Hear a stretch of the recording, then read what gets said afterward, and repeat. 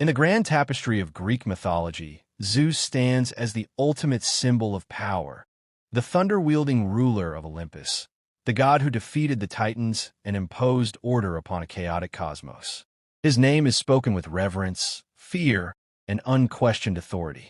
Yet beneath the roar of lightning and the majesty of his throne lies a secret so unsettling that even the gods dared not speak of it openly.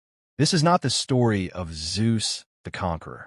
It is the story of Zeus the afraid. Before Hera, before Olympus was firmly secured, Zeus took Metis as his first wife, a goddess of wisdom, foresight, and cunning intellect. She was not merely a consort. She was a mind that could see beyond the present, into futures even the king of gods could not fully control. And from her lips came a prophecy that would poison Zeus's sense of security forever. Her children would surpass him, one in wisdom, one in power. To a mortal, such a prophecy might sound like hope. To a god who had overthrown his own father, it sounded like a death sentence. What followed was an act rarely spoken of in temples or hymns, an act not born of rage or madness, but of cold calculation. Zeus did not strike Metis down. He did not exile her. He consumed her, swallowed her whole, believing that by devouring wisdom itself, he could silence fate. But fate is not so easily digested. This dark chapter reveals a truth few myths dare to confront, that the greatest tyrannies are not driven by cruelty alone, but by fear, and that even gods, when terrified of losing power, may commit the most intimate and irreversible of betrayals. Part 1. The prophecy and the inherited obsession of tyranny. Power, in the world of gods, is never inherited peacefully. It is seized, defended, and haunted. Long before Zeus became the undisputed ruler of Olympus, before his name was carved into hymns and thunder echoed at his command, he was merely the youngest son of a terrified tyrant. Cronus, lord of the Titans, ruled the cosmos with one overriding fear, that his children would destroy him, just as he had destroyed his own father, Uranus. To escape this fate, Cronus devoured each of his offspring at birth, believing that consumption was control, that swallowing destiny would erase it. Zeus survived only because his mother, Rhea, dared to deceive a god. That single act of rebellion shattered the illusion that fate could be contained. Cronus fell, Zeus rose, and the cycle of violence crowned itself king. But the fall of Cronus did not end the curse. It merely passed it on.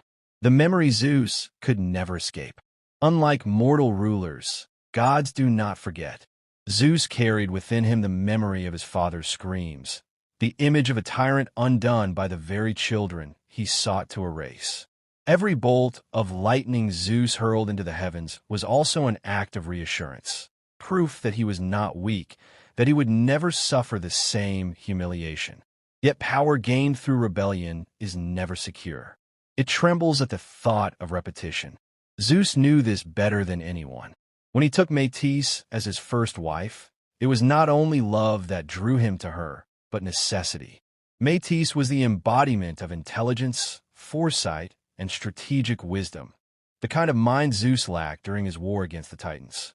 She was his counselor, his planner, his unseen architect.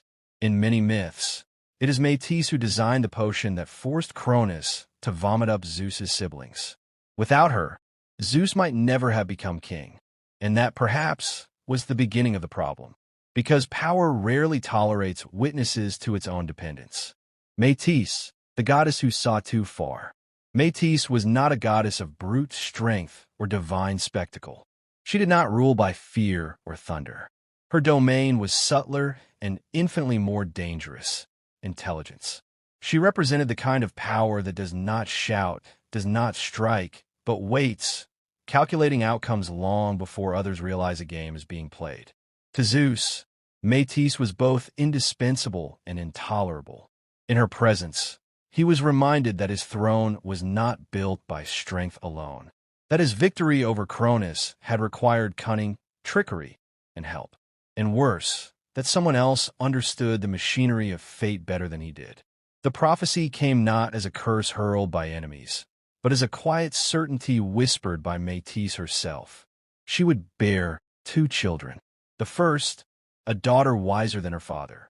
The second, a son who would overthrow Zeus and claim his throne. This was not an if. It was a when. Prophecy as psychological terror. In myth, prophecy is often portrayed as destiny carved in stone. But for Zeus, it was something far more personal, a psychological mirror reflecting his deepest insecurity. He had become what he hated. The moment Zeus heard the prophecy, he was no longer the victorious liberator of the cosmos. He was Cronus reborn, a ruler whose reign existed in constant anticipation of betrayal. Every future child became a potential executioner. Every act of creation carried the seed of destruction. And unlike Cronus, Zeus understood the stakes more clearly. Cronus had acted out of blind fear. Zeus acted with awareness. This awareness made his terror more profound. He did not rage. He did not panic. He calculated. The inheritance of tyranny. Tyranny is not merely the abuse of power. It is the belief that power must be protected at any cost. Zeus had inherited more than his father's throne. He had inherited his paranoia, the idea that authority is fragile, that succession is a threat, and that love is secondary to survival. This is the true inheritance of tyranny, not violence, but fear disguised as necessity. Metis, pregnant with possibility, represented everything Zeus could not control. A future beyond his reign, a form of intelligence immune to lightning, a lineage that did not need his permission to surpass him. To allow her children to be born was to accept the possibility of his own end. And Zeus was not ready to accept mortality, not even metaphorical mortality, the choice that defined a god. At this crossroads, Zeus faced 2 paths. He could defy prophecy by trust, by believing that he could rule wisely enough to avoid the fate of his father. Or he could defy it through domination, proving that he had learned from Cronus's failure and would act more decisively. Zeus chose the second, but unlike Cronus, he refined the act. Cronus devoured his children after birth. Zeus devoured the mother before birth. It was a preemptive strike against destiny itself. In this act, Zeus believed he was surpassing his father, not repeating him. And therein lies the tragedy, the illusion of control. By swallowing Metis, Zeus sought to absorb her wisdom, her foresight, her power to predict the future. He believed that intelligence, once internalized, could be neutralized. That fate, once consumed, could be rewritten. This is the defining illusion of all tyrants, that control is total and that no force exists beyond their reach. But prophecy is not an enemy you can kill. It is a truth that waits. Inside Zeus, Metis did not disappear. She became a voice, an internal presence, a reminder that power is never absolute. Every decision Zeus made thereafter carried the weight of her unseen counsel. Every triumph was shadowed by the knowledge that he had crossed a line no god should cross. The king of gods had imprisoned wisdom within himself, not as a partner, but as a captive, a throne built on fear. From this moment forward, Zeus's reign was defined by contradiction. He ruled as the god of justice, yet his greatest act was one of profound injustice. He punished rebellion, yet his authority was born from it. He celebrated order, yet his soul was fractured by the chaos he had tried to erase. The prophecy had not been destroyed. It had been delayed. And delay, in mythology, is never victory, only anticipation. By attempting to escape the fate of his father, Zeus ensured that he would live under its shadow forever. His throne stood firm, but it stood upon a foundation of fear, betrayal, and inherited violence. This is the dark truth few myths dare to state plainly. Zeus did not swallow Metis because he was evil. He swallowed her because he believed that survival demanded it. And in doing so, he proved that even gods, when obsessed with preserving power, are willing to become the very monsters they once overthrew. Part 2. Devouring wisdom or eliminating a threat. There is a crucial distinction between destroying an enemy and silencing a voice. Zeus did not kill Metis. He absorbed her, and that difference reveals everything. The act that was too precise to be madness. In the mythology of gods, violence is rarely subtle. Thunder obliterates. Wars annihilate. Titans fall in oceans of blood and fire. Yet the act Zeus committed against Metis was unerringly restrained. No battlefield, no witnesses, no public execution, just consumption. This was not an explosion of rage. It was a surgical decision. Zeus did not lash out because Metis had wronged him. He acted because she represented something far more dangerous than rebellion: independent intelligence. Not the kind that supports power, but the kind that observes it, questions it, and predicts its collapse. Metis was not plotting Zeus's downfall. She did not need to. Her existence alone destabilized him. Wisdom as the only power Zeus could not command. Zeus ruled lightning, storms, law, and divine order. His authority was external, visible, audible, overwhelming. When Zeus spoke, the heavens responded. But Metis's power was internal. She ruled foresight, strategy, the quiet understanding of consequences long before actions were taken. She saw paths before Zeus even recognized crossroads. And worse, she understood him. Wisdom does not challenge power directly. It undermines it by revealing its limits. In Metis's presence, Zeus was no longer the omnipotent ruler of Olympus. He was a man standing beside a mind that could calculate his future, foresee his mistakes, and articulate his eventual decline. To a tyrant, this is unbearable. The gendered fear beneath the myth. Ancient myths rarely say this outright, but they imply it relentlessly. Zeus was terrified of a woman who knew too much. Metis was not physically stronger than Zeus. She could not overthrow him by force. Her threat lay elsewhere, in her autonomy. She did not derive her power from Zeus. She was not an extension of his authority. She existed independently, intellectually sovereign. This is the kind of power that patriarchal systems find most destabilizing. In many versions of the myth, Metis is described as capable of shape-shifting, adapting, escaping capture. Symbolically, this reflects intelligence itself. Fluid, evasive, impossible to fully contain. Zeus could dominate gods, monsters, and mortals alike, but Metis remained elusive, even within marriage. Her mind was her own, and that was unacceptable. Marriage as a failed containment strategy. Zeus's marriage to Metis is often romanticized as a union of power and wisdom. But in darker readings, it resembles a containment strategy, an attempt to bring intelligence under authority's control. Marriage, in myth, is frequently used as a political tool. To wed Metis was to neutralize her, to make her wisdom serve Zeus's reign rather than stand apart from it. But wisdom does not obey vows. Metis continued to advise Zeus, to guide him, to shape decisions, yet she never surrendered her independence. She was a counselor, not a subordinate, a partner, not a possession. And for a ruler obsessed with dominance, partnership is a threat. The moment Zeus realized he was replaceable, the prophecy did not simply predict Zeus's overthrow.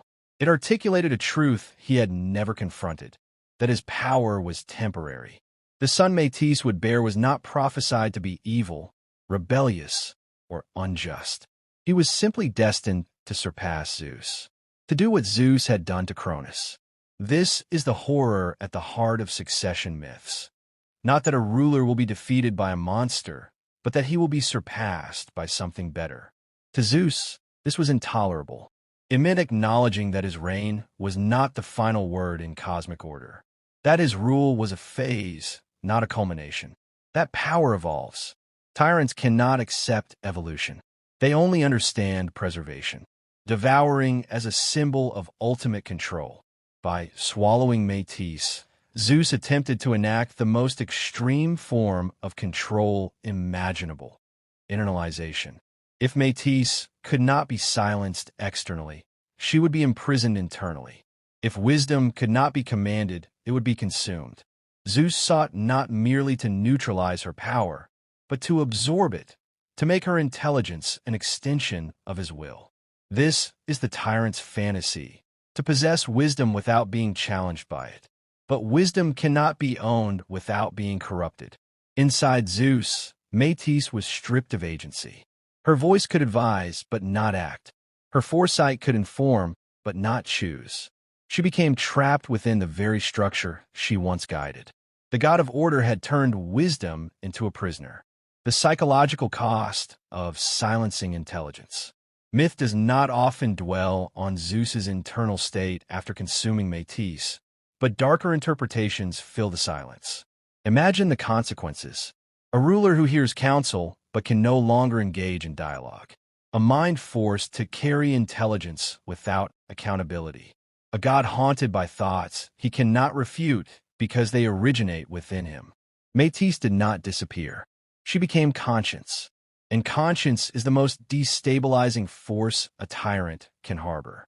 Every decision Zeus made thereafter carried an echo, a reminder of alternatives not chosen, futures avoided through violence rather than wisdom.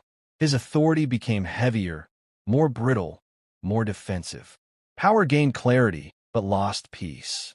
The erasure of threat versus the creation of paranoia. Zeus believed that by eliminating Metis as an external force, he had secured his reign. But in reality, he had ensured that he would never escape her influence. The threat had not been destroyed. It had been internalized. And internal threats are the most dangerous of all. Unlike enemies, they cannot be banished. Unlike rebels, they cannot be crushed. They linger, whispering doubts, exposing contradictions, eroding certainty. Zeus became both ruler and jailer, sovereign of Olympus and warden of wisdom. Athena as the unintended consequence. The birth of Athena later proves the ultimate failure of Zeus's plan.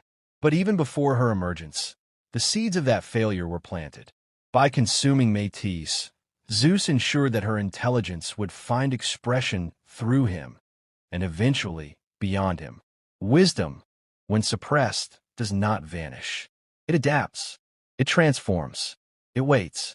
Athena would not have existed without Metis's imprisonment, nor would she have existed without Zeus's fear. In attempting to eliminate a threat, Zeus created a legacy, a tyrant's paradox. This act exposes the paradox at the heart of tyranny. To preserve power, the tyrant must destroy intelligence. But without intelligence, power decays. Zeus attempted to resolve this by absorbing wisdom rather than eliminating it. Yet in doing so, he ensured that wisdom would always exist in a compromised, distorted form, stripped of independence, yet impossible to silence. His reign continued, but it was no longer whole. The myth beneath the myth. On the surface, the story of Zeus swallowing Metis is about prophecy and fate. Beneath it lies a far more uncomfortable truth, that power fears intelligence, most when it comes from those it seeks to dominate. Metis was not dangerous because she sought power. She was dangerous because she did not need it. And so Zeus made a choice that defines tyrants across all eras, divine and mortal alike. He did not destroy wisdom because it was evil. He destroyed it because it was free. The question that refuses to die. Was Zeus devouring wisdom, or was he eliminating a threat? The answer is both, and neither. He devoured wisdom in the hope of becoming invincible. He eliminated a threat to avoid confronting his own limitations. And in doing so, he revealed the darkest truth of his reign, that the king of gods was never truly afraid of rebellion. He was afraid of being understood. Part 3. Athena's birth, proof of a guilt that could never be buried. Some crimes do not end when the victim disappears. They wait. They gestate. And when they finally emerge, they do so not as punishment from without, but as revelation from within. Athena was not merely born. She was released. The silence before the fracture. After Metis vanished into Zeus's body, Olympus returned to order, at least on the surface. Storms obeyed their master. Laws were proclaimed. The hierarchy of gods stabilized beneath Zeus's rule. To the outside world, the king of gods had secured his throne more completely than ever before. But something had changed. Zeus began to suffer, not wounds that could be healed by ambrosia, nor illnesses sent by rival gods. What seized him was invisible, relentless, and humiliating, an unbearable pain in his head. It came in waves, striking without warning, reducing the ruler of the cosmos to silent agony. The thunder god, who had shattered mountains, could not shatter this. The pain was not random. It was rhythmic, intentional, as if something inside Zeus was knocking, not to escape, but to announce itself. Wisdom does not die, it reorganizes. This suffering was not punishment from fate. It was consequence. Metis, the goddess of wisdom, had not been destroyed by consumption.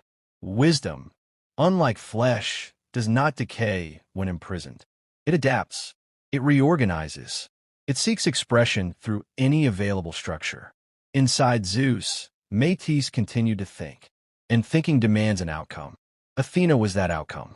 Not a child conceived in love, nor born of choice, but formed in resistance, shaped by confinement, forged by suppression, and sharpened by injustice. She was not gestating in a womb, but in a mind saturated with fear and authority. Athena was wisdom forced to survive inside power, and she learned from it, the birth that no one could stop. When the pain reached its breaking point, Zeus summoned Hephaestus, the god of fire, craftsmanship, and creation. In some tellings, it was Prometheus or Hermes, but the role remains the same. A god of making was called to confront a god of ruling. Zeus commanded his skull to be split open. This is no small detail. The king of gods, obsessed with control, terrified of vulnerability, willingly allowed his head to be broken open before witnesses. Authority yielded to necessity. Power submitted to consequence. With a single blow, Zeus's head was cleaved, and from the fracture emerged Athena, fully formed, fully armed, fully aware. She did not cry. She did not stumble. She did not look confused or afraid. She stepped forward. Athena, the child Zeus tried to erase. Athena was everything Zeus had tried to prevent, and everything he could not escape. She carried Metis's intelligence, but refined by captivity. Her wisdom was no longer purely theoretical. It was tactical, disciplined, and sharp. She had learned the cost of power from the inside. She had observed tyranny not as an enemy, but as a structure she once inhabited. Athena was not born to overthrow Zeus. She was born to expose him. Unlike the sun prophesied to dethrone Zeus, Athena posed a far greater threat. She represented a different model of power. Not domination, but strategy. Not fear, but reason. Not chaos, but balance. Her existence alone invalidated Zeus's justification for consuming Metis. The prophecy had warned of two children, one wiser than Zeus and one stronger. Zeus had tried to erase both futures. Athena proved that wisdom does not require permission to exist. Justice born from crime. Athena's domains are revealing: wisdom, strategy, law, and just warfare. She is not a goddess of vengeance, nor of blind destruction. She embodies restraint, proportionality, and ethical judgment. This is not coincidence. Athena was born from an injustice, and she remembers it. She understands that power without wisdom becomes tyranny, and wisdom without power becomes vulnerability. Her role is not to dismantle Olympus, but to correct it. In later myths, Athena consistently sides against excess. She punishes hubris. She supports lawful order. She restrains the violence of heroes. She moderates Zeus's impulses rather than opposing him outright. Athena is the conscience Zeus tried to silence, now externalized. Why Athena did not kill Zeus? This is the question many ask and misunderstand. Athena could have challenged Zeus. She possessed intelligence, legitimacy, and divine authority, but she did not seek to replace him. Why? Because Athena is not driven by fear. Zeus ruled to prevent loss. Athena acts to prevent collapse. She does not seek to end Zeus's reign, but to stabilize what is paranoia endangered. Where Zeus clings to power, Athena distributes it through law, counsel, and institutions. In doing so, she becomes the antidote to the very tyranny that created her, the tyrant's greatest failure. Zeus believed that consuming Metis would eliminate uncertainty. Instead, it created accountability. Athena's presence on Olympus changes everything. Decisions are debated, not decreed. Justice becomes procedural, not arbitrary. Strength is guided by intelligence rather than impulse. Zeus remains king, but no longer unchallenged. And that is his true punishment. Not dethronement, but limitation, the unburied guilt. Athena is living proof that Zeus's crime could not be erased. Every time she speaks, every time she intervenes, every time she restrains divine excess, she reminds Olympus of the act that brought her into being. She is not Zeus's shame. She is his legacy, a legacy that whispers, power must answer to wisdom, even when wisdom is born from violence. The final irony. Zeus swallowed Metis to prevent the birth of a successor. Instead, he gave birth to a principle. Athena does not rule Olympus. She defines it, and in doing so, she ensures that Zeus's reign will never again be absolute. Conclusion: the crime that created balance. Athena's birth is not a miracle. It is an indictment. It proves that no act of domination can permanently suppress intelligence. That wisdom, when violated, does not vanish. It reorganizes, adapts, and returns with greater clarity. Zeus sought to bury a threat. He unearthed a truth, and that truth stands eternal on Olympus. That the greatest structures of justice are often built atop the deepest foundations of guilt. Athena was not the daughter Zeus wanted. She was the daughter Olympus needed, and she exists as living proof that even gods cannot escape the consequences of their fear. Conclusion: the story of Zeus swallowing Metis was never merely a myth about gods and prophecy. It was a warning disguised as legend, a reflection of how power behaves when it fears its own impermanence. Zeus did not act out of madness, nor from cruelty alone. He acted from a terror more ancient than the Titans themselves, the fear of being replaced. In trying to escape the fate of his father, he embraced the very logic that had once horrified him. The cycle did not end with Zeus's victory over Cronus. It simply evolved, becoming more calculated, more subtle, and far more difficult to confront. Athena's birth proves the ultimate failure of that logic. Wisdom cannot be consumed without consequence. Intelligence cannot be imprisoned without transformation. What Zeus attempted to silence returned, not as rebellion, but as balance, not as vengeance, but as judgment. Athena stands as living evidence that no authority, however divine, can suppress truth forever. In this light, Zeus's reign is no longer a tale of absolute supremacy. It is a study in limitation. His throne remains, but it is no longer unchallenged by reason. His lightning still strikes, but it no longer defines justice alone. The king of gods rules, yet he is watched by the very wisdom he tried to erase. This is the darkest lesson of the myth. Power does not fall because it is weak, but because it refuses to listen. And when wisdom is forced into silence, it does not disappear, it waits. Athena is that waiting made flesh, and through her, the myth reminds us that even gods must eventually answer to the truths they tried to bury.